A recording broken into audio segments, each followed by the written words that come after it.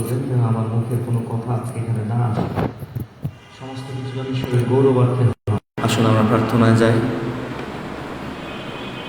প্রিয়ময় পিতা, তোমার কাছে আরেকটি সময়, এই সময়টুকু ভিক্ষা চাই পিতা। এই সময়টুকু যেন তোমার গৌরবের নিমিত্ত এই সময়টুকু আমাদের পার হয় পিতা। এখানে যেন এমন কোনো বিষয় না থাকে যেখানে আমরা অন্য কেউ গৌরবান্বিত হই। তুমি একমাত্র পিতা যে সমস্ত গৌরব প্রশংসার দাবিদার, কারণ তুমি এই জগৎ সৃষ্টি করেছ, তুমি আমাদেরকে সৃষ্টি করেছো যেন তোমার সাথে তোমার ঘরে আমরা থাকতে পারি পিতা। কিন্তু আমরা পাপী, আমরা বুঝতে পারি না পিতা, আমরা জগৎময়।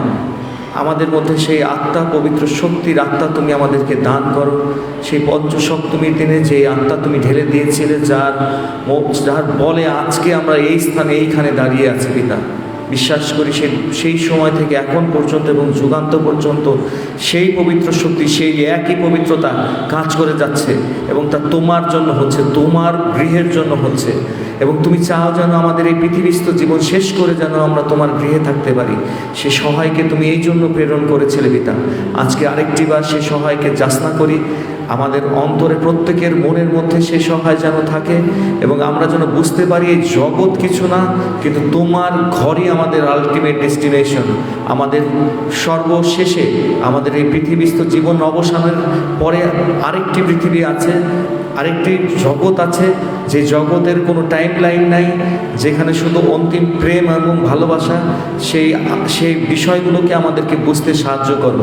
তুমি প্রকাশ করেছো তোমার প্রভু যীশু খ্রিস্টের মাধ্যমে, শিষ্যদের মাধ্যমে এবং তারও পূর্বে ভাববাদীদের মাধ্যমে। তুমি আজকে আরেকটি বার প্রকাশ করো যেন আমরা নতুন আত্মা লাভ করতে পারি।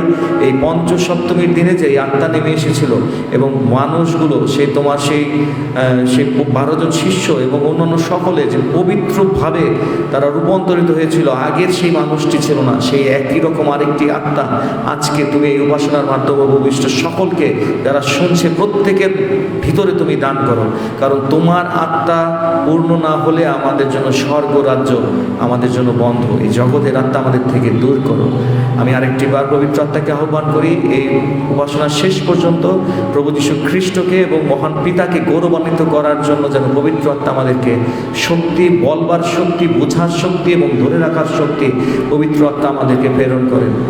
পবিত্র আত্মা, আপনি এই উপাসনার শেষ পর্যন্ত আপনি দখল নেন এবং আপনি গাইড করেন। এই প্রার্থনা প্রভু যীশু খ্রিস্টের নামে চাই, যিনি মহাপবিত্র। আমেন।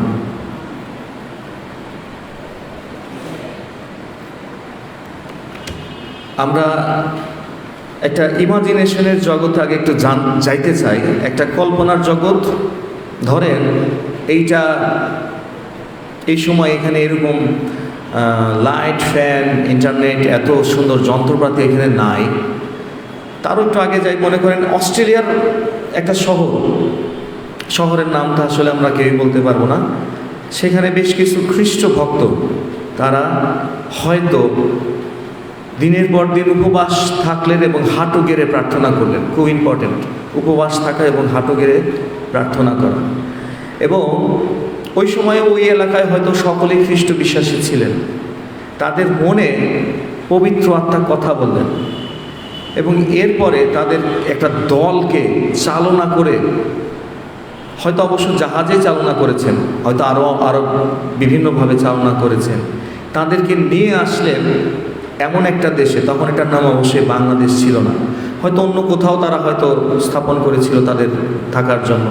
এবং হয়তো বিভিন্নভাবে তারা আস্তে আস্তে, এখানে যেহেতু নদী বন্দর ছিল, তারা একটা জায়গা, একটা ক্ষেত্র খুঁজে পেলেন।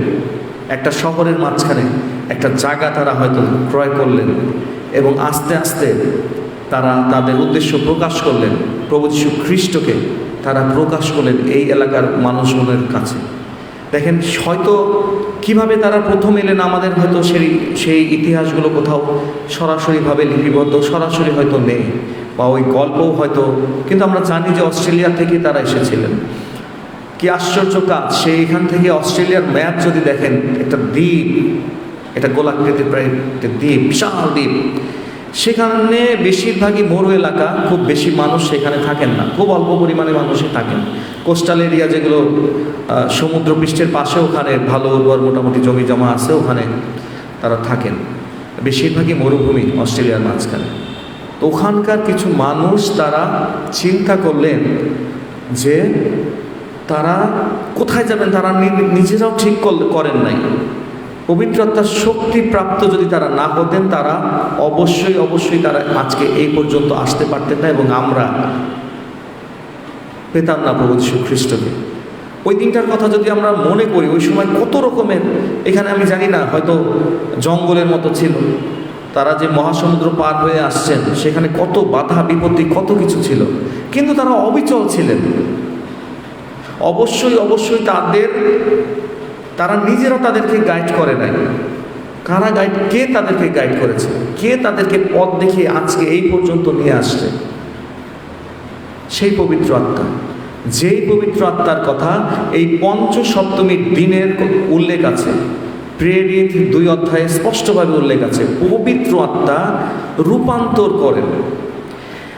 এই পঞ্চসপ্তমীর দিনের আমরা জানি যে এখানে পবিত্র আত্মা নেমে এসেছিলেন। পবিত্র আত্মার সুন্দর বর্ণনা দেওয়া আছে, আগুনের মতো তারা এসে শিষ্যদের মাথার উপরে আসলেন। কিন্তু এখানে আরেকটা বড় ব্যাপার কিন্তু ওই দিন ঘটে গেছে। দেখেন, ওই দিন কিন্তু প্রথম মণ্ডলী স্থাপিত হয়েছে। ওই দিন পিতর এবং তার অন্যান্য যারা সহচর ছিলেন, যিশুর অন্য শিষ্যরা, স্পষ্ট লেখা আছে, এমনভাবে কথা বলেছিলেন ওই দিন, মানুষ, বিভিন্ন ভাষাভাষী লোক তারা যিশুর বিষয়ে জানতে পারলেন, সত্যটা জানতে পারলেন, পিতরের মাধ্যমে জানতে পারলেন। এমনভাবে সেই অশিক্ষিত, যেই মানুষটা মৎস্যজীবী, তার মাধ্যমে জানতে পারলেন কার কথা? প্রভু যীশু খ্রিস্টের কথা। কারণ ওখানে এমন একটা সুযোগ ওখানে ছিল, লেখা আছে যে বিভিন্ন দেশের লোকজন ওখানে ছিলেন। খেয়াল করেন এই জিনিসটা, পবিত্র আত্মা যে সুযোগটা ওখানে গ্রহণ করেছে, পবিত্র আত্মার যে শক্তিটা কাজ করেছে। আজকে যদি মনে করেন এখানে একটা কনফারেন্স হয়, ধরেন ফরিদপুরে হোক বা ঢাকায় হোক, এটা তার জাতিসংঘের কনফারেন্স, ওখানে প্রত্যেক দেশ থেকে 10 জন 15-20 জন করে লোক আসবে, অন্তত আশেপাশের বিভিন্ন জায়গা থেকে লোক আসবে। তাদের মাঝখানে হঠাৎ করে যদি আপনি কোনো কিছু বলেন, সেটা খুব দ্রুত হয়তো ছড়িয়ে যাবে। ওই দিন কিন্তু এরকমই হয়েছিল।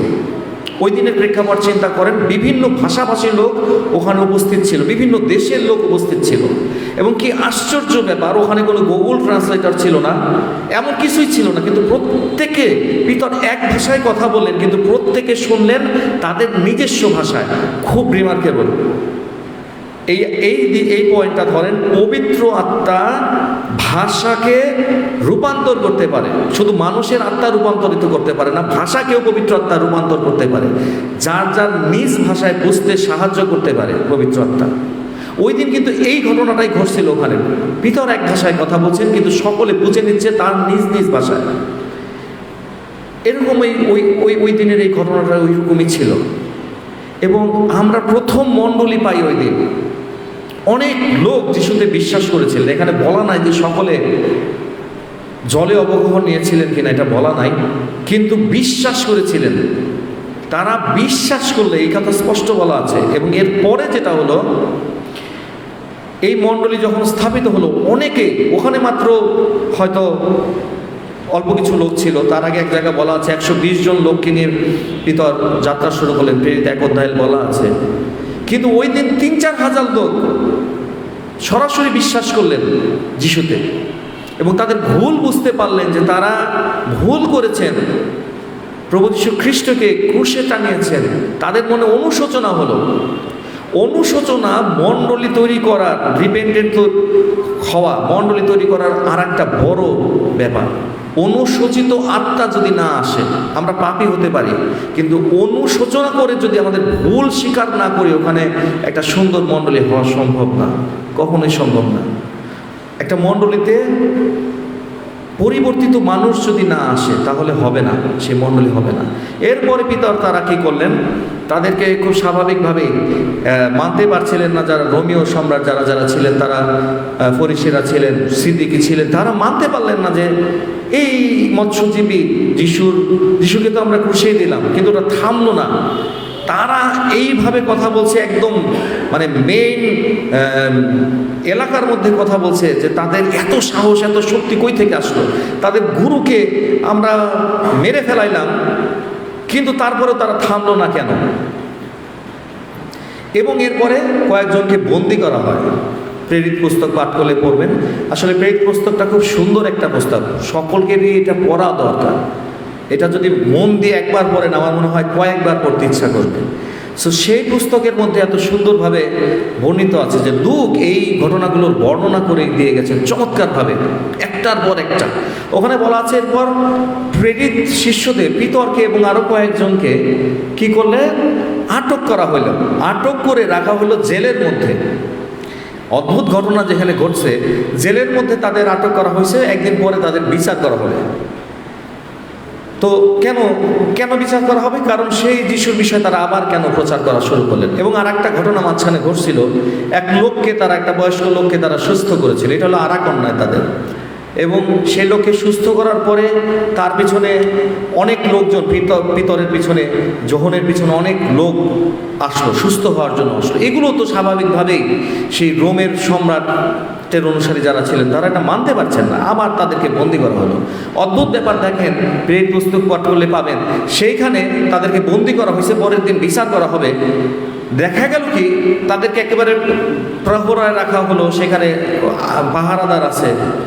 যখন সকালবেলা তাদেরকে আনা হবে বিচারের জন্য, ওই সময় যায় দেখা গেল পাহারাদারও আছে, জেলখানার জায়গা মতো আছে, কিন্তু লোকজন ভিতরে নাই। তারা কই? তারা চলে গেছে মন্দিরের মধ্যে। মন্দিরের মধ্যে গিয়ে তারা প্রচার করতেছে। কি অদ্ভুত ব্যাপার দেখেন। এটা কিন্তু আর একটা অলৌকিক ব্যাপার যে তারা ওইখানে নাই, তারা তাদেরকে ঈশ্বরের দূত তাদেরকে বের করে নিয়ে এসে এমন জায়গায় রেখেছে, তারা তখন আবার সাক্ষী দিচ্ছে ঈশ্বরের বিষয়ে। মানে তাদের এই বিষয়গুলো থেকে বোঝা যায় যে সরাসরি পবিত্র আত্মার শক্তি তাদের সাথে ছিল। না হলে কে তাদেরকে কিভাবে পবিত্র আত্মা যদি তাদেরকে বের না করে আসে, তাদেরকে তো ওই দিন শাস্তির আয়ত্তে আনতে হবে। তো এমনইভাবে চলতে লাগলো। আমরা পঞ্চসপ্তমীর দিনে যেই বিষয়টি পাই সেটা হলো একটা মণ্ডলী, প্রথম মণ্ডলী স্থাপন। আমাদের মধ্যে কিছু ধারণা আছে যে প্রথম মণ্ডলী হয়তো, কিন্তু অ্যাকচুয়ালি প্রথম মণ্ডলী স্থাপন মানে বৃহত্তম মণ্ডলী ওই দিন স্থাপিত হয়েছিল। আমি বিশ্বাস করি পঞ্চসপ্তমীর দিন পবিত্র আত্মা মণ্ডলী স্থাপন করেন। কারণ মণ্ডলী স্থাপিত করার জন্য চেঞ্জ আত্মা দরকার আছে। যিশু শিষ্যরা যিশুকে পেয়েছিল, কিন্তু প্রচারের মাধ্যমে যে মণ্ডলী হতে পারে, শুধুমাত্র প্রচারের মাধ্যমে, ওই দিন প্রথম এই কাজটা হলো। তাহলে আমরা কি পেলাম? পঞ্চসপ্তমীর দিনে মণ্ডলী উপহার পেলাম। আজ থেকে 2000 বছর পূর্বে এই দিনে প্রচারের মাধ্যমে, পবিত্র আত্মার প্রচারের মাধ্যমে, ওই প্রচার অবশ্যই পিতর করেন নাই, আমরা মণ্ডলী প্রাপ্ত হয়েছি। এখন আমরা একটা ইমাজিনেশনের জগতে আমরা গিয়েছিলাম, যে সেখানে দেখেছিলাম যে হয়তো কিছু লোক হাঁটু গেড়ে প্রার্থনা করছে, সাদা চামড়ার লোক। কেন? তাদের এলাকার মধ্যে সকলেই মোটামুটি খ্রিস্টকে জানে, কিন্তু তারা চিন্তা করলেন এমন একটা জায়গায় যাবেন যেখানে মানুষজন খ্রিস্টকে জানে নাই। কারণ মহান আদেশ আছে যে সমগ্র জগতে যাও। তাদের প্রার্থনার ফলে হয়তো এই জায়গাটা উঠে আসলো এবং তারা আসলেন এবং খ্রিস্টকে আমাদের পূর্বপুরুষদের কাছে, আমাদের কাছে প্রচার করলেন এবং আমরা জানতে পারলাম। দেখেন, সেম ঘটনা কিন্তু পবিত্র আত্মায় তাড়িত হয়ে তারা এসে আমাদের কাছে জানালেন। এরপর আর একটা ঘটনা, আমরা এখন একটু ইমাজিনেশনের জগতে যাব। যে ধরেন এইখানে ফরিদপুর ব্যাপটিস্ট মণ্ডলী এবং ফরিদপুর জেলা ফেলোশিপের আন্ডারে কতগুলো মণ্ডলী আছে, হয়তো 10টা 12টা মণ্ডলী, ফরিদপুর, বদরপুর, এগুলো সহ গ্রামীণ মণ্ডলী। আসল ব্যাপার হয়েছে এই প্রত্যেকটা মণ্ডলীর রুগ্ন দশা, যেটি আমাদের বৃদ্ধ আঙ্কেল বলেছেন যে মণ্ডলীগুলোর অবস্থা খারাপ। এখন একটু যদি অ্যানালাইসিস আমরা করি, খারাপ কেন, খারাপ হওয়ার কারণটা কি? একটাই কারণ, পরিচর্যা। আপনি ফল পেতে চাবেন, আপনি পরিচর্যা নাই, ওখানে পরিচর্যায় নাই, ওখানে আত্মা নাই, পবিত্র আত্মা নাই। ক্লিয়ার কাট, ওখানে পবিত্র আত্মা নাই। পবিত্র আত্মাকে ধারণ করবে এমন ব্যক্তি ওখানে কম আছেন, অথবা নাই। আর তা না হলে হয়তো আমাদের মধ্যেও নাই।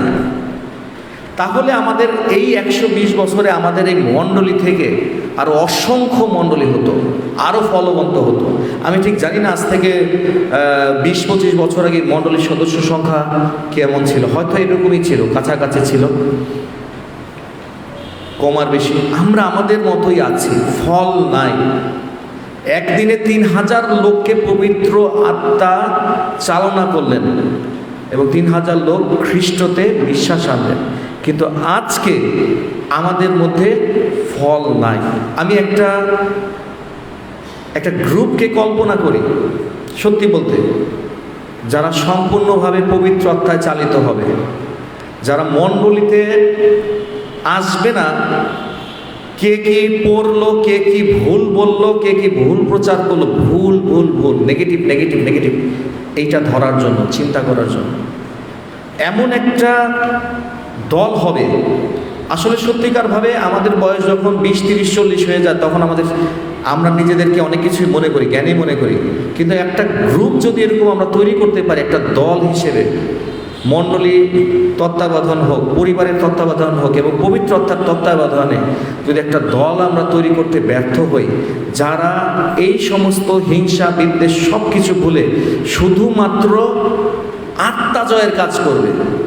আমাদের এখানে বিচ্ছিন্নভাবে কিছু পরিচর্যার কাজ হয়েছে, তার কিছু ফল আছে গ্রামীণ মণ্ডলী সমূহ বিচ্ছিন্নভাবে। কিন্তু মণ্ডলীকে হতে হয় অবশ্যই সম্পূর্ণ প্রচারমুখ মণ্ডলী, না হলে মণ্ডলী প্রতিষ্ঠা করার অন্যতম উদ্দেশ্য হলো প্রচারমুখী মণ্ডলী, আর না হলে তো উইদিন আওয়ারসেলফ, আমরাই আমাদের মতো। এই মণ্ডলী যদি প্রচারমুখী না হয়, মণ্ডলী যদি এক্সপান্ড না করে, তাহলে মহানাদেশ কেমনে পূর্ণ হবে? সমস্ত জগতে যাওয়া পিতা পুত্র পবিত্র আত্মার নামে জলে আর পবিত্র আত্মায় অবগাহিত করো। আমাদের কিছু সন্তান দরকার আছে, যেই সন্তানরা ওই পিতর, ওই লূত, ওই যোহনের মতো হবে।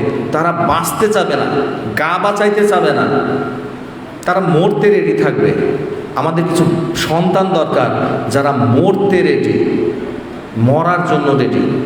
আপনি চিন্তা করেন, আজকে পঞ্চসপ্তমীর দিনের পরে পিতরের জীবনে বা অন্যান্য শিশুদের জীবনে কি ঘটেছে? মহাসভার সামনে তাদেরকে আনা হয়েছে।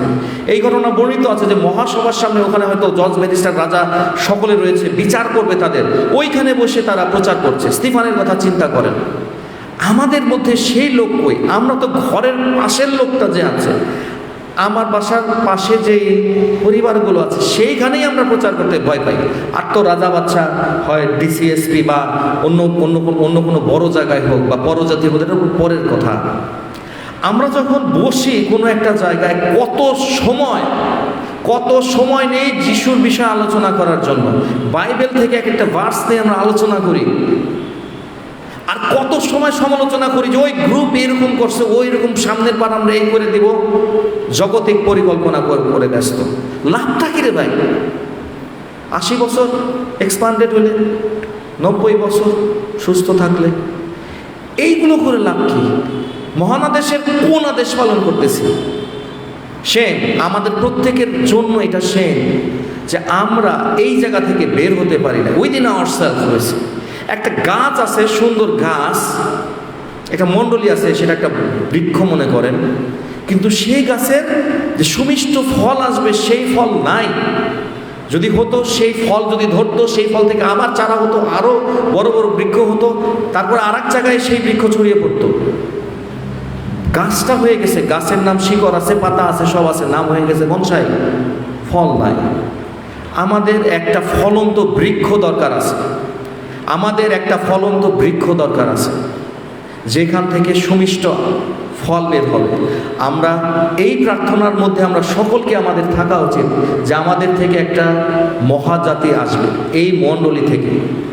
আমি এর আগেও বলেছিলাম, জার্মানরা যখন লাস্ট আসলেন 3-4 মাস আগে, তারা প্রার্থনা করলেন এই মণ্ডলীর জন্য। এই মণ্ডলী এই বাংলাদেশের খ্রিস্টকে প্রচারের জন্য যেন একটা বড় ভূমিকা রাখে।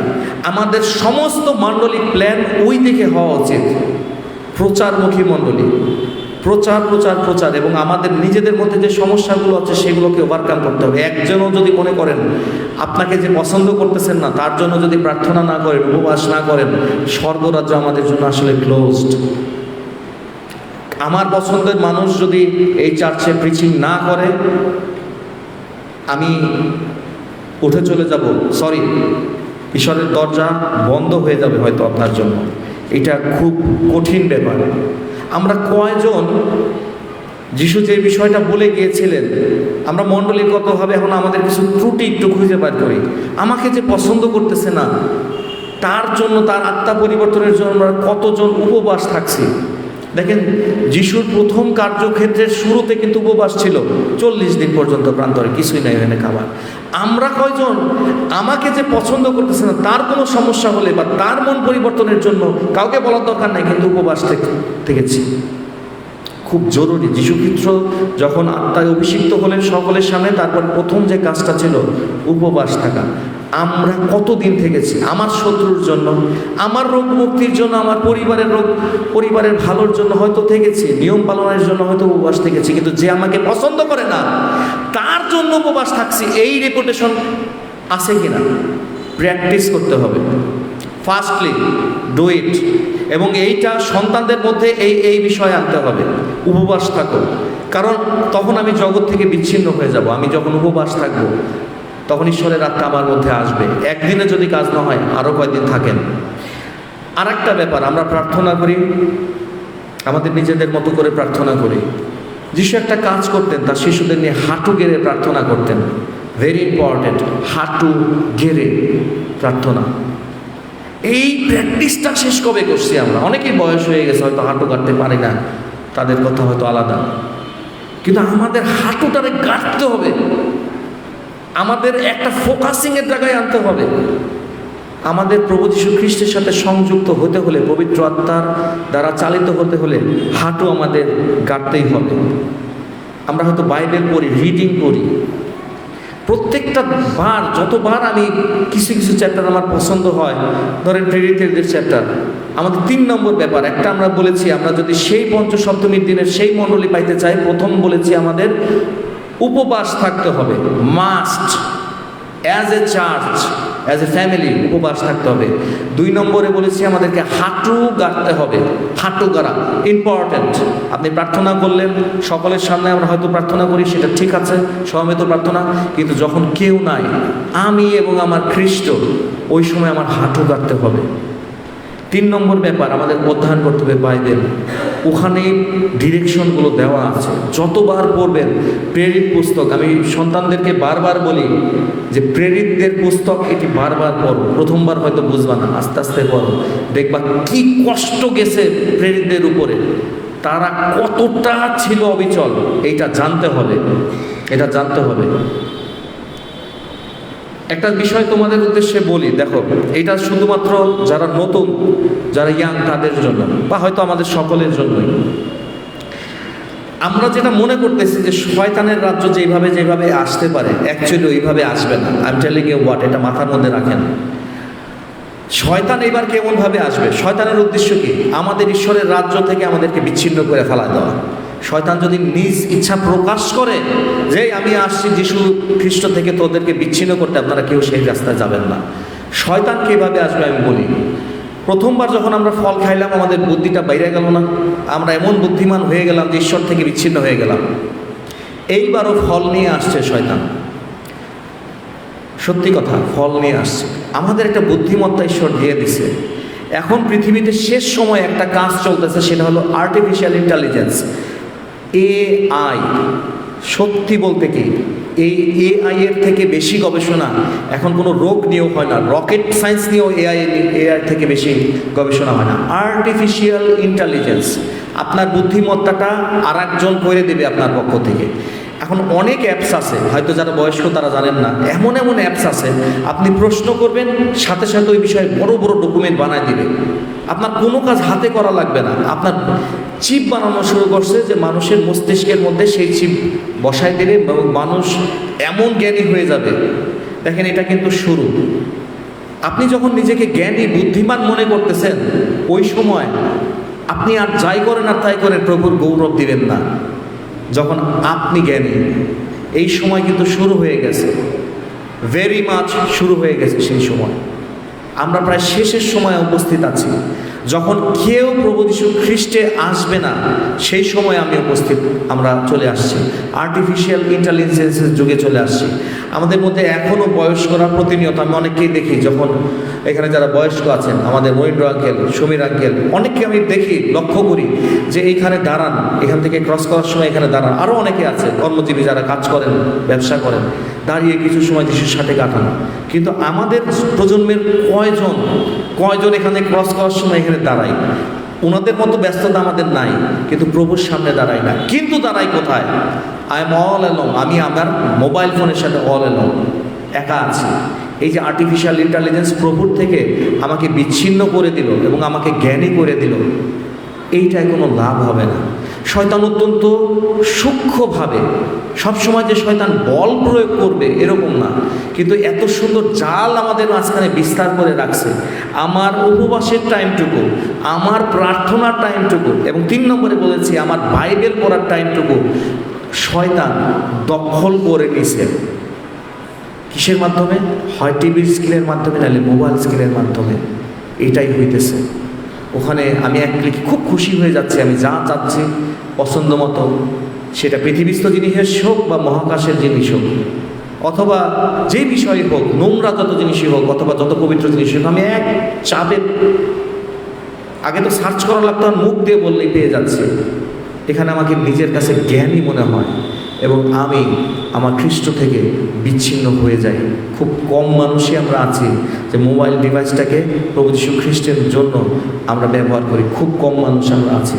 সতর্ক হও তোমরা, যে এই জালের মধ্যে আটকায় যাবা, এই যে আর্টিফিশিয়াল ইন্টেলিজেন্সের জালের মধ্যে আটকায় যাবা, আমরা বের হইতে পারবো না এই জাল থেকে। আমাদের বার হওয়ার কোনো রাস্তা নাই। আমাদের সমস্ত ধ্যান জ্ঞান আমাদের পবিত্র আত্মার সাথে থাকতে হবে। যেভাবে পঞ্চসপ্তমীর দিনে সমস্ত ধ্যান জ্ঞান একমাত্র খ্রিস্ট ছিল, ঠিক সেইভাবে যদি আমরা নিজেদেরকে প্রস্তুত করতে না পারি, আমাদের সন্তানদেরকে প্রস্তুত করতে না পারি, একটা মহা প্রজন্ম যদি তৈরি করতে না পারি, এটা হবে না। এটা এই মণ্ডলী স্থাপনের উদ্দেশ্য এখানে শেষ হয়ে যাবে। তাহলে কি হবে আমি বলে দিই খুব সংক্ষেপভাবে। এরপরে হবে কি, যেখানে আশীর্বাদ না ঈশ্বরের, সেখানে দেখা যাবে যে আমরা আরও দিনে দিনে খারাপ অবস্থা, আমাদের অর্থনৈতিক হোক, আত্মিক জীবন হোক, খারাপ হবে। অনেকে যেমন বিক্রি করে চলে গেছে, আমরাও আস্তে আস্তে বিক্রি করা শুরু করবো। আস্তে আস্তে এই খ্রিস্টীয় ল্যান্ড অন্য জায়গায় চলে যাবে, আমাদের কাছে থাকবে না, এরকম হবে। কিন্তু যদি আমরা খ্রিস্টের উপরে বিশ্বাস আনতে পারি, উনি পথ দেখাবে, তখন আমাদের মুক্তি শুধু আত্মিক মুক্তি না, আর্থিক মুক্তিও হবে। ওখানে আমাদের সন্তানেরা আমাদের 5 তলা 7 তলা 10 তলা বাড়ি হবে, এরকম হবে। এই দিন আসতে যাচ্ছে। আমাদের সন্তানেরা খ্রিস্টকে বুকে নিয়ে ম্যাজিস্ট্রেট হবে, এই ভূমি থেকে, এই জায়গা থেকে ম্যাজিস্ট্রেট হবে। আমার সন্তান ডিসি হবে, এসপি হবে, প্রচারক হবে, বড় ডাক্তার হবে। যদি আমরা খ্রিস্টকে প্ল্যান্ট করতে পারি এবং যত্ন নিতে পারি, 2টা ব্যাপার, প্ল্যান্ট করা এবং ডিরেকশন, যত্ন নেই। যদি আমরা ওয়েল ডিরেক্টেড না হই, যদি যত্ন না নেই, দেখেন যে গাছ ফল দিবে সেই গাছের অনেক যত্ন নিতে হয়, আর আগাছার কোনো যত্ন নেওয়া লাগে না, ট্যাটরাইয়া বড় হয়, আপনি এটারে শেষ করতে পারেন না। এখন আমার সন্তানরা আমি আগাছা বানাবো না আমি একটা ফলবন্ত বৃক্ষ বানাবো, কমপ্লিটলি আমার উপরে নির্ভর করে। আমরা যদি খ্রিস্টকে ইম্পোর্ট করতে না পারি সেই সন্তানের মধ্যে, সেই সন্তান আকাশের তারার মতো হবে না। এবং আমরা যদি সেই সন্তান তৈরি করতে না পারি, আমাদের ল্যান্ড আমরা হারাতে থাকবো। ঠিক উল্টা আর একটা চিত্রও কিন্তু আছে। আমাদের সমস্ত প্রতিষ্ঠানগুলো, সেটা স্কুল হোক, সমস্ত প্রতিষ্ঠান, আমাদের পুকুরগুলো, আমাদের সন্তানেরা প্রত্যেকে এমন এমন জায়গায় পৌঁছাতে পারে যে মিউজিক করে, তাকে আমার ধারণা দিতে হবে যে এই বাংলাদেশের সেরা মিউজিশিয়ান তোমাকে হতে হবে। যে নার্সিং করতেছে, অনেক সন্তান নার্স হচ্ছে, তাদের মধ্যে ইম্পোর্ট করতে হবে যে এই ফরিদপুরস্থ না, কিন্তু বেস্ট নার্স হইতে হবে তোমাকে, এবং you will represent Jesus Christ. একজন বাবা, একজন মা যদি না ঢুকায় দেয় যে তুমি যিশুকে রিপ্রেজেন্ট করবা তোমার নার্সিংয়ে, তোমার ডক্টরিতে, তুমি যদি ম্যাজিস্ট্রেট হও সেইখানে তুমি যিশুকে রিপ্রেজেন্ট করবা, প্রত্যেক দিন মনে রাখতে হবে। ওই সন্তানের জন্য উপবাস সহকারে তাকে নিয়ে উপবাস থাকতে হবে, তারপরে সোনার সন্তান বার হবে। 3টা জিনিস আমি বলেছি, খুব কমন জিনিস: উপবাস, প্রার্থনা এবং বাইবেল পাঠ। আমার সন্তানের মধ্যে যদি এই বিষয়গুলো আমরা না দিই, অনেকে মনে করেন মণ্ডলী মানে আমরা যে 5 জন বসছি ওই কয়জন বসলে, আর মণ্ডলীর মধ্যে দলাদলি থাকবে, এখান থেকে কিছু ফায়দা লুটবো। অলরেডি আপনার ডিরেকশন হয়ে গেছে, আপনার ডিরেকশন ডিসাইড হয়ে গেছে। সরি টু সে, আপনার ডিরেকশন ডিসাইড হয়ে গেছে, আপনি কোন দিকে যাচ্ছেন। আপনার মনের কাছে প্রশ্ন করেন আপনি কোন দিকে যাচ্ছেন। মণ্ডলী হানাহানিপূর্ণ হবে, গ্যাঞ্জামপূর্ণ হবে, এইটা মণ্ডলী না, এটা মণ্ডলী না। প্রেরিত 6 অধ্যায় পড়ে দেখেন, ওখানেও লেখা আছে 2 রকম ভাষাভাষীর লোক। প্রেরিতরা যখন এক হলো, একরকম লোক বলা শুরু করে দিল যে এই ওরা তো আমাদের কথাবার্তা শুনে না, আমাদের অনেকজন বিধবা আছে, ওদেরকে খাইতে দেয় না, আমরা থাকবো না তোমাদের মধ্যে। তখন পিতর আসলো, আইসা বলল, ভেরি ফাইন, তোমার যখন খাওয়া দাওয়া নিয়ে সমস্যা, তোমার এখানে আসাই উচিত হলো না, তুমি যাও গিয়া। স্ট্রেট ফরওয়ার্ড কথা, তুমি যদি জগতের খাদ্য নিয়েই এত চিন্তিত থাকা তোমার বিষয়, তাহলে তুমি যাও গিয়া, তোমার এই সর্বস্ব ত্যাগ করার মানসিকতা তোমার নাই, অতএব ঈশ্বরের ঘর তোমার জন্য না। যিশু নিজেই কিন্তু বলছেন যে একজন ধনী যুবক আসে, তার কাছে বললেন যে আমরা কি করতে পারি ঈশ্বরের রাজ্যে যাওয়ার জন্য। বললো যে তোমার যা যা আছে সব কিছু দান করে আমার শিষ্য হও। আমাদের ওই মানসিকতার সন্তান দরকার, যার নিজের সর্বস্ব দেওয়ার জন্য। আমাদের কোটিপতি দরকার নাই, কিন্তু এমন সন্তান আমাদের তৈরি করতেই হবে, এর কোনো বিকল্প নাই, যে ঈশ্বরের জন্য জীবিত না কিন্তু মরতে রাজি থাকবে, to die for Jesus Christ. ওই সময়ে পিতরের মতো যদি একজন মৎস্যজীবী জেলে, সে যদি মহাসভার সামনে দাঁড়াইয়া পবিত্র আত্মার শক্তিতে বলতে পারে প্রভু যীশু খ্রিস্টের নামে, আমার সমস্যা কি? আমি আমার সবচেয়ে কাছের বন্ধু যে যিশুর বিষয় জানে না, তাকে জানাচ্ছি কিনা, আমি আমার নিজের কাছে প্রশ্ন করলে উত্তর তো পাইতে পারি। সন্তানেরা,